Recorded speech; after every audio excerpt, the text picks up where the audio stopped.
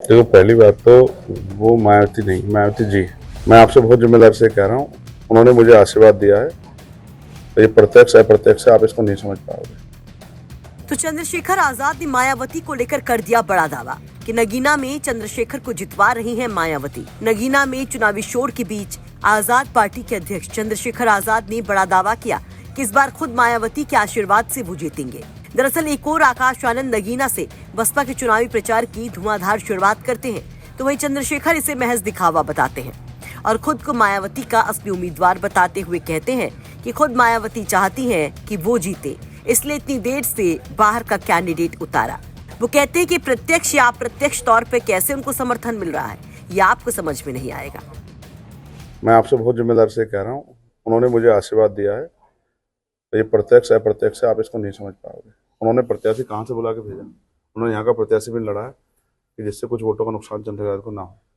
उन्होंने बाहर का प्रत्याशी लड़ा, वो इतना बेचारा फील्ड में जाएगा, इतना तो चुनाव ही खत्म हो जाएगा। और अगर आकाश मेरे छोटे भाई आज आ भी रहे हैं तो आप देखना, वो इसलिए आ रहे हैं कि जब वो चुनाव लड़ा रहे हैं तो उनको आना है। तो लोग ये ना सोचे कि भाई चंद्रशेखर की सीधी मदद कर रहे हैं, तो वो आएंगे और बात करके चले जाएंगे। और मैं आपको कह रहा हूँ, पूरा संगठन हमें चुनाव लड़ा रहा है और वो भी जानते हैं कि भाई समाज भी देख रहा है कि पहले हमने एक नेता बना दिया, एक नेता तैयार है, दूसरे को बना दो। ये भी अपने पैरों पर खड़ा हुआ तो हमारी बात और मजबूत हो जाएगी। एक से भले 2 होते हैं और एक 11 होते हैं।